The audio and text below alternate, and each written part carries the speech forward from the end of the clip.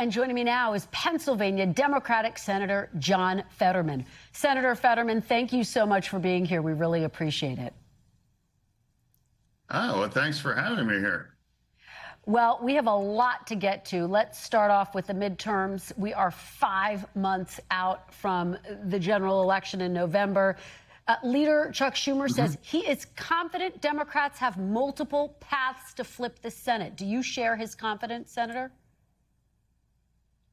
Well, I mean, I am. We have fantastic candidates all across the map with Maine, except for Maine. And you have we have great choice in Texas. We have the legend of Brown in Ohio, and we have Cooper in North Carolina, and we have Turek in Iowa. And then we have a great candidate in Alaska. We've put a lot of things, in play. And, Trump has made, anything possible for Democrats in this cycle because I know there is significant backlash and everybody's already assumed that the House will flip. But that's history. Regardless who's in power, the House usually always changes. But here we are now, after what the president decided to do, and jam corn. I don't understand other than that quote, saying sometimes a man just wants to see the world burn and do that and create that extra drama in Texas. Well, we'll be watching Texas closely. I have to ask you about Graham Platner. You just talked about the Maine race. I don't have to tell you, Senator, I know you've talked about this, but his campaign has been plagued by controversies, including allegations of physically aggressive behavior in past relationships. Now, he denies ever being violent. You have called him a creep. You've said people are rightfully concerned about his behavior. Some of your Democratic colleagues, though, say that they... Well, go ahead. Go ahead. I mean, he's a bona fide dirtbag. I mean, without a doubt. I mean, all of the, the Nazi tattoo and the insane things that he said online, whether he roughs up, former girlfriends for all of these things, what's his resume, honestly, look at what the Democrats, we have great candidates. Do you know what the Republicans have? They can go after Tallarico about he doesn't eat enough meat or about pronouns kind of drama or whatever thing. I mean, look at this. They have nothing on Brown or Cooper or Peltola in Alaska or for across the map here. Now, this is the situation that we are, and that's why that we have enough in play, and that's why I would certainly be optimistic that we have multiple paths at this point. Senator, though, what do you say? Also, too. Yeah, you have John Ossoff. Also, too. He's untouchable down in Georgia. He's definitely going to run. He's definitely going to win, without a doubt. In fact, Ossoff, it took Georgia off any real concern. Yes, of course, we'll have to spend money, and he'll do the work. But absolutely, and again, North Carolina, that's money in the bank. Too. In fact, they've actually just shifted that now over to lean Democrat. And Brown is the kind of guy that can flip that seat in Ohio. They have really a strong thing. And you have someone, they have the P. Hustle version in Texas with Paxton. So now they put things in play, with Texas for sure. Let me ask you, though, because what do you say to some of your fellow Democrats who say, yes, like you, they're uncomfortable with Graham Platner, but they would argue they think he's still better than Senator Susan Collins? What say you? I'm saying, be honest. It's like the only good thing you could say about him is he happens to have a D after the end of his name.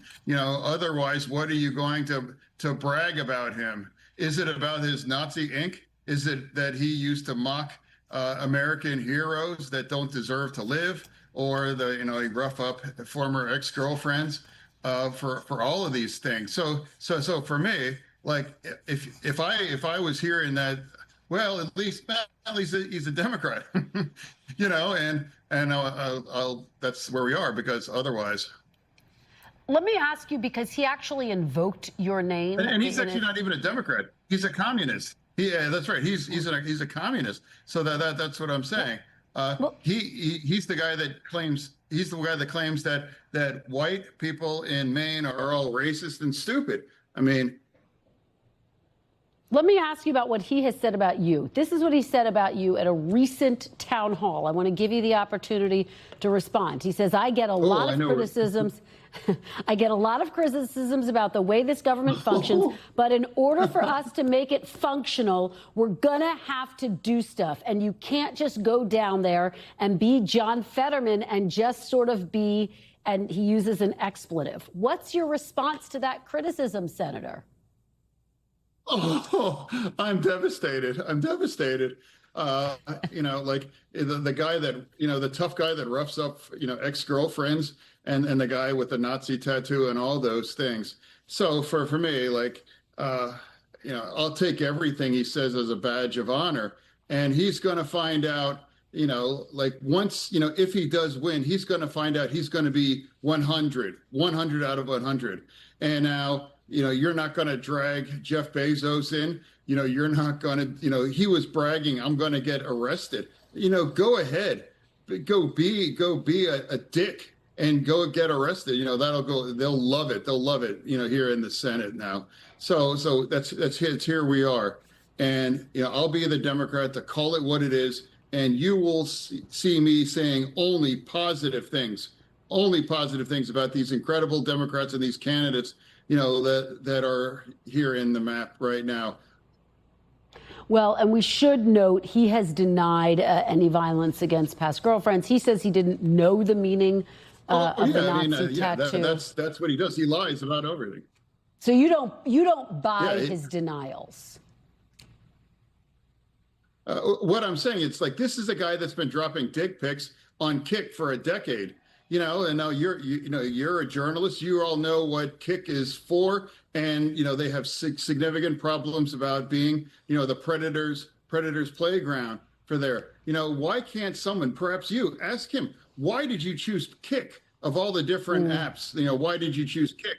And what was your safeguards to make sure that you weren't interacting with people that are at least legal appropriate too? And now we could just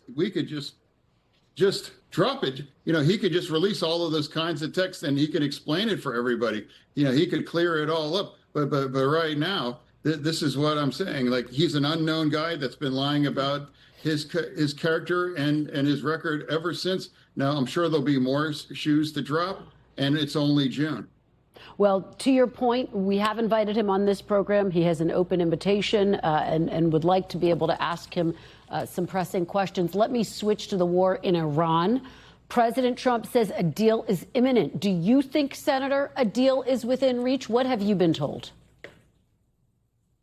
I mean, who really knows? And the only reason why I've been the only Democrat to support this, because I remain true to the Democratic commitment to say we can never let Iran acquire a nuclear bomb. A year ago, Midnight Hammer, I was the only Democrat that is the right thing to do, and I celebrated that. And now, with this deal, what it is, require Iran to turn over their nuclear dust 100%. That's what this is really what it's really all about that. And now people that are angry about gas prices, blame Iran, at this point. Where's the rest of our allies saying collectively we can demand Iran to turn over that nuclear dust right now? And now these kinds of countries that say, well, that's not our war. It's like, well, does your nation consume oil? Well, then that makes it your war now too. And if you care about peace in the Middle East, well, then that makes it your war now too. So this idea that this is a vendetta, no, this is what every single president's been trying to address in the last nearly 5 decades. Someone decided to do about it, and I'll be the honest Democrat to just say, okay, I support that. And now, of course, I know how damaging that is for me and standing in my party, but it's not a pro vote on war. It is a pro no nuclear Iran. That's what my vote for this, and I'm going to stand by it, because I'll never be a part of the vote, that forces us to walk away or abandon that, and Iran is able to build a nuclear bomb. All right, Senator John Fetterman, we covered a lot of ground. Thank you so very much for your time. Really appreciate it. Hope you'll come back soon. We thank you for watching, and remember, stay updated on breaking news and top stories on the NBC News app or watch live on our YouTube channel.